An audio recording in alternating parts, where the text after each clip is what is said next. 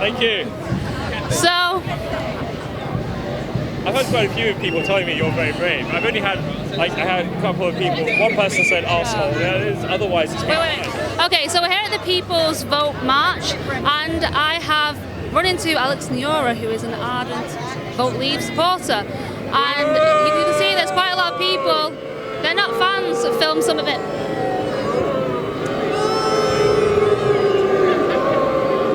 The reaction's not good.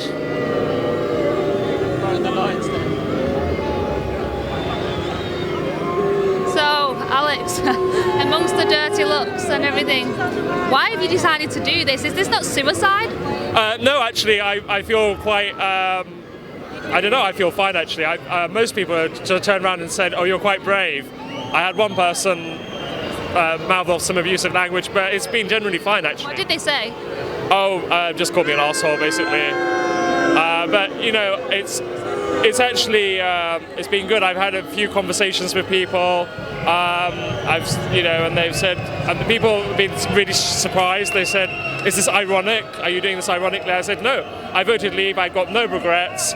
I'm confident of my decision, and I'm here. Obviously, I want to see what your reaction is. That's why I'm doing this." Has anybody been violent? No violence.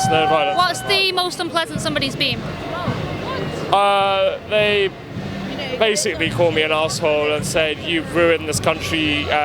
You're an idiot. You don't know what you're doing." Same as usual. Nothing that I can't handle, and nothing that hasn't been leveled at me before. Have you found the same as what I've found, which has been a lot of people here seems to be very anti-democratic. They've outwardly said, "We want to overturn the vote at all costs." Well, they talk about people's vote, which begs the question, well, what did we have 2 years ago? Was it a cat's vote? I tweeted that this morning and said we already had a people's vote and we voted Leave. Exactly, and it was the second vote because we had one back in 1974. You can't have a referendum on the same subject every 2 years. It undermines the whole process. I agree. One lady said to me, she said, "Well, we can have another vote, and if Brexit wins, then that's fine." I said, "But what if it's a small margin again, like you said was your reason for wanting a second one?" She said, "Well, I'm all for more votes." So I said, "Well, essentially votes until you get the answer that you want."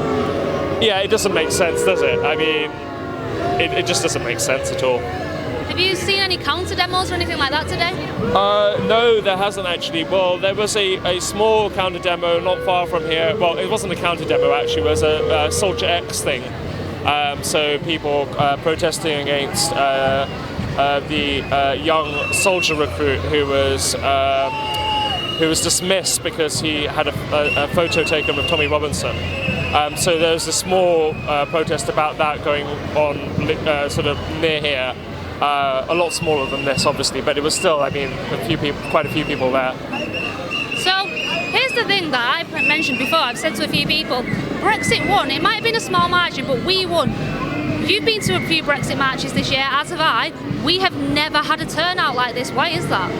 I think it's because, well, many different reasons. Firstly, a lot of the people who voted Leave are Conservative.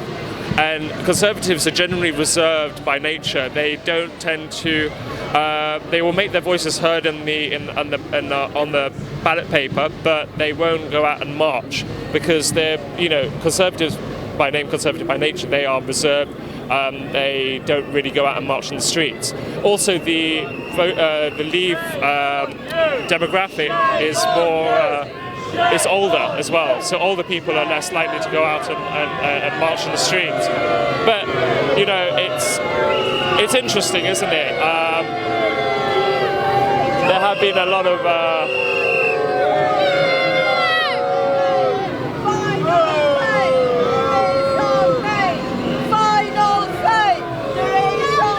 There's obviously a lot of anger here, and a lot of people feel extremely passionately.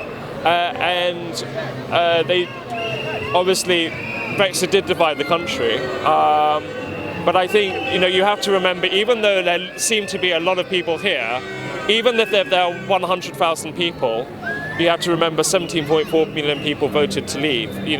Unless they can get a protest of 17 million people, then they're not going to overturn the vote. I would argue argue though that, and I think you would agree with me, Theresa May and her government are absolutely intent on destroying Brexit, and Chequers is just pathetic. So do you not think they could use this as an excuse to further try and destroy Brexit, essentially? I think, yeah, I agree with you. The government, unfortunately, well, certainly Theresa May and Philip Hammond and quite a few ministers in charge are intent on subverting the vote and making Chequers is meaningless. It's not a meaningful. It's not delivering on the vote that people voted for. But you have to remember as well the Leave Means Leave, rallies taking place at the moment around across the country. They're attracting huge crowds as well. So you can't just see what's happening here in isolation. You have to see it as a bigger picture. There is still, obviously, I think the message takeaway there still is strong feeling on both sides. But you know, anyway, I'm here to make my voice heard, even though it's one in the fact that I stand out just by wearing this T-shirt in a sea of, you know, blue flags with the yellow stars means that I stand out with this red T-shirt. So even though there's just one of me, I can make my voice heard just by doing that. Well, I think you're incredibly brave. Good luck. Thank you very much. Very brave. See you later, Jenna. Good to see you.